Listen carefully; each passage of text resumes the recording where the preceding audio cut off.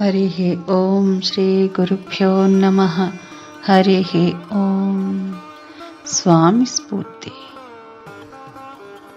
శ్రీమద్ భగవద్గీత స్వామివారి బోధ నుండి ఉత్తర ద్వార దర్శనం అంటే ఏంటో తెలుసుకుందాం. ఈ ఉత్తర ద్వార దర్శనానికై దేవాలయానికి చాలామంది వెళ్తారు కదండి. మరి మన శరీరంలో ఉత్తర ద్వారం ఎక్కడుంది?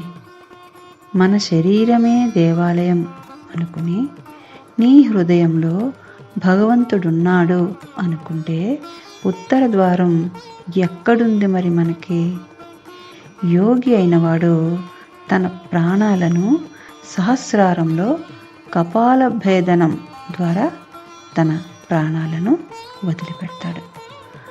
పుట్టినప్పుడు చిన్న పిల్లవాడికి తలపై ఒక చోట మెత్తగా ఉంటుంది కదండి. అది పెరుగుతూ ఉంటే ఆ స్థానం దగ్గరకు వచ్చేస్తూ గట్టిపడిపోతుంది.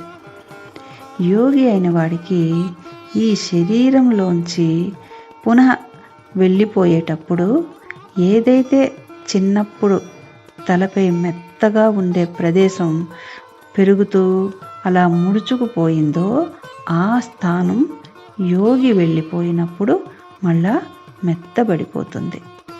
యోగికి సంవత్సరం ముందే తను శరీరం వదిలేస్తాడు అని తెలుస్తుంది.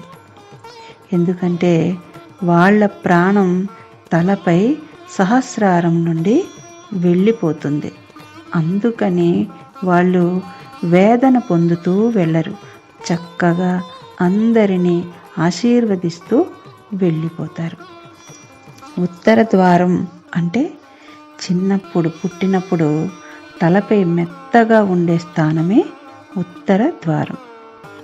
ఈ ఉత్తర ద్వారం ద్వారా ఆ పరమాత్మ యొక్క సాక్షాత్కారం జరుగుతూ ఉండగా ఆ పరమాత్మలోనే ఐక్యమైపోతాడు యోగి.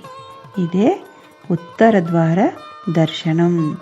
ఉత్తర ద్వార దర్శనం అంటే ఏంటంటే ఈ ఉత్తర ద్వారం ద్వారా ఆ పరమాత్మ యొక్క సాక్షాత్కారం జరుగుతూ ఉండగా ఆ పరమాత్మలోనే ఐక్యమైపోతాడు యోగి.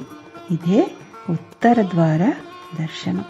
మరి అలాంటిగా ఆ విధంగా జరిగేటట్లుగా మనం జీవిస్తున్నామా? అలా జీవిస్తే యోగి. ఎవరైతే అలా ఉత్తర ద్వారం నుంచి నన్ను దర్శించారో, ఎవరైతే నాలో కలిసిపోయారో తాను వేలలో ఒకడు అని పరమాత్మ భగవద్గీతలో చెప్పారు. ఎందుకంటే వేల మంది ఉత్తర ద్వార దర్శనానికి వెళ్తారు. కానీ మరి వాళ్ళందరికీ మోక్షం వచ్చేసి ఉండాలి కదా. మరి మోక్షం వచ్చిందా? ఇది ఎవరికి వారికే తెలుస్తుంది. అన్నీ వదిలినవాడు యోగి. అలాంటి వాడికే ఉత్తర ద్వార దర్శనం సాధ్యమవుతుంది. హరిః ఓం శ్రీ గురుభ్యో నమః. హరిః ఓం.